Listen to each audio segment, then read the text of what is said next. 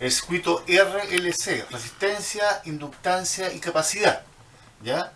O sea, si dibujamos nuestro circuito, ¿cierto? Resistivo, el símbolo de resistencia, a continuación colocamos la bobina, la inductancia, ¿ya? La inductancia corresponde a la bobina, ¿cierto? Resistencia, inductancia, y después la capacidad, que es el condensador. Ya colocamos el condensador, definimos la letra C, y este circuito que está en serie, ya, circuito serie, definémoslo acá, serie, ya, serie, porque está uno tras otro los elementos.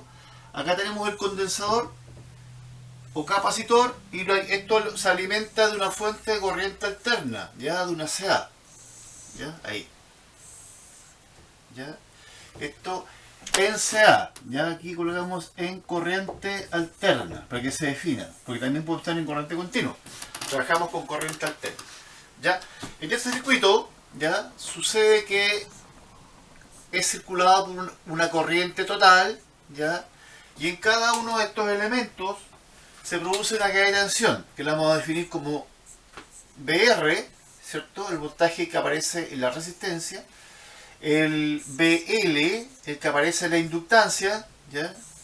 Y tenemos el BC, que es el voltaje que aparece en el condensador, ¿ya? Y acá tenemos un BT, ¿ya? Un BT, ¿cierto? Que es el voltaje de la fuente, ya a una frecuencia definida por nosotros. En el caso nuestro vamos a colocar una frecuencia de 50 Hz, ¿ya? 50 Hz.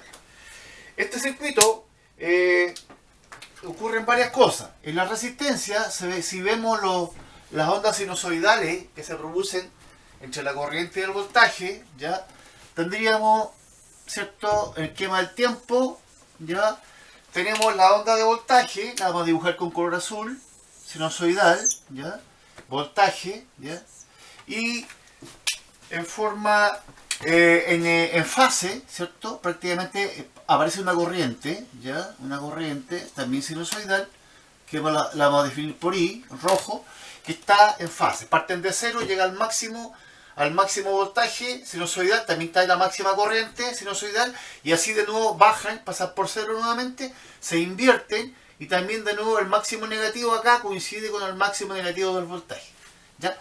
Eso sucede en la resistencia. Ahora, en la inductancia, ¿ya? En la inductancia o la bobina ocurre que tenemos, ¿cierto?, una onda de voltaje, ya, sinusoidal, ya, B de nuevo, ¿cierto? Ya, pero acá, por efecto de la corriente, por efecto de la inducción, de la autoinducción de la bobina, se produce un desfase de 90 grados, o sea, la corriente aparece solo después de 90 grados, ya, la corriente, ya, en un circuito puro, inductivo ideal. Eso sucede en la bobina, ¿ya?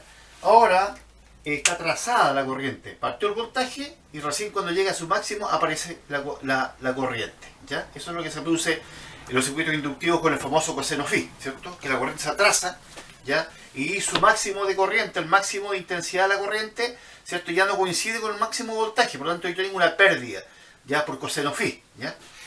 Después tenemos el condensador, ¿cierto? El condensador, ya, acá lo colocamos acá abajito. De nuevo, nuestra fuente de voltaje, ¿ya? Pero acá, ¿cierto?, hay un adelanto a la corriente.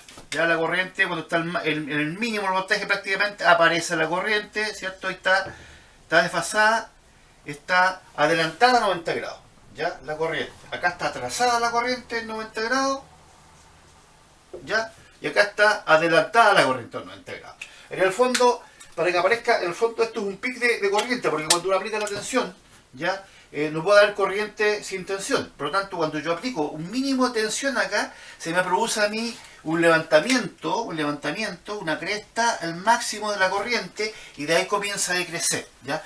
Por eso es que se habla de que la corriente está adelantada, ¿ya? Y aquí en la gráfica aparece como que estamos a 0 voltaje y tenemos corriente, que eso es imposible, porque tenemos que tener voltaje para tener corriente. Entonces, se produce este incremento intempestivo de la corriente y parte de su máximo hacia abajo y va, podríamos decir, adelantada en relación fasorial a la onda de voltaje sinusoidal. Esto es lo que ocurre en un circuito RLC, ¿ya? Compuesto de resistencia, inductancia y capacidad, ¿ya? Sobre este elemento aparece esta configuración de onda, sobre este elemento inductivo aparece esta configuración de onda, y sobre el capacitivo aparece esta conformación de onda sinusoidal, ¿ya? Acá, por ejemplo, habíamos visto, lo vemos fasorial, ¿cierto? Acá esto se representa por una onda de voltaje, ¿ya? Superpuesta a una onda de corriente, a un fasor de corriente, ¿cierto? Eso sería un diagrama fasorial. Acá tenemos la onda sinusoidal de voltaje y la onda de corriente sinusoidal atrasada. Esto se representa con este diagrama fasorial, ¿ya? Que coloco el voltaje en la horizontal, y como estos fasores están girando hacia la izquierda, esa es la norma, ¿cierto? Están girando. Lo primero que veo yo es la aparición de este voltaje, y después de 90 grados aparece la corriente, ¿ya? Si yo me coloco aquí a observar los fasores, ¿ya? Primero me aparece este, y después esto gira hacia arriba, y este fasor rojo de corriente viene hacia abajo, ¿ya? O sea, tenemos esto, ¿ya? Tenemos eso, ¿ya? Entonces, cuando van girando, siempre el fasor de corriente va atrasado, ¿ya? Va atrasado, ¿ya? Eso significa esta onda con respecto al diagrama fasorial.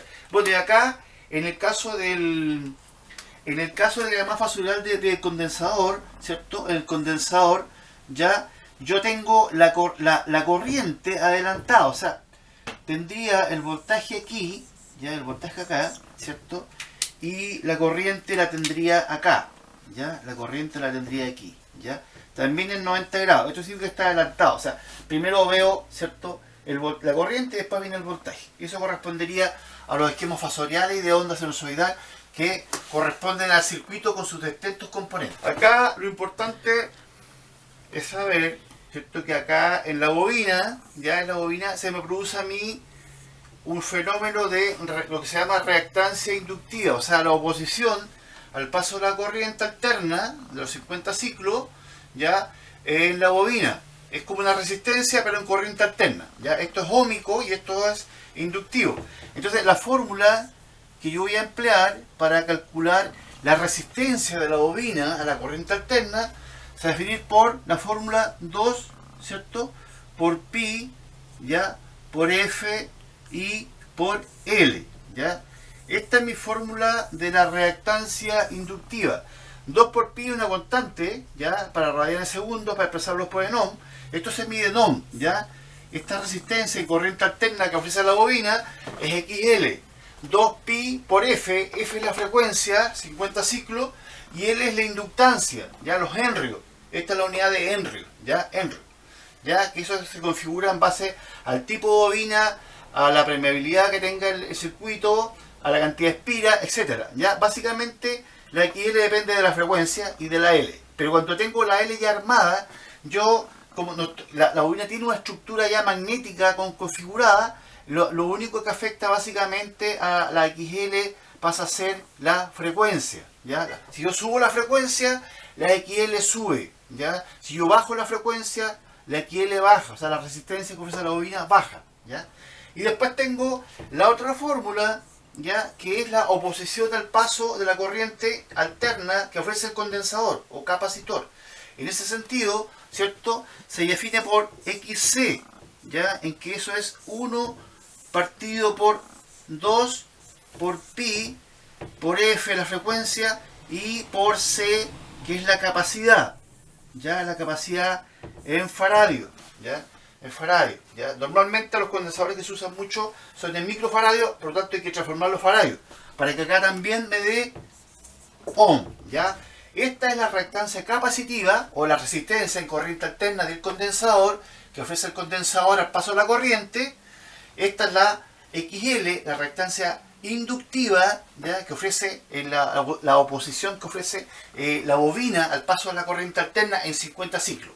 Y acá tengo la resistencia que ya viene definida en ohm, aquí no hay ningún problema, ¿ya? Solamente directamente en ohm, ¿ya? Pero acá sí tengo que considerar la frecuencia y la capacidad.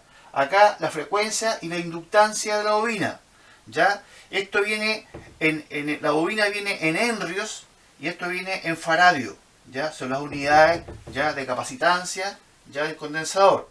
Acuérdense que el condensador almacena carga, almacena energía en forma de campo eléctrico, ¿ya? Y la bobina almacena energía en forma de campo magnético, ya que es un campo magnético y acá queda un campo eléctrico. Y eso tiene sus consecuencias para la variación de la corriente alterna en una XL y una XC, que es un elemento resistivo de la bobina o resistivo del capacitor, que tenemos que considerar acá, ¿ya? Y está en cuadratura también.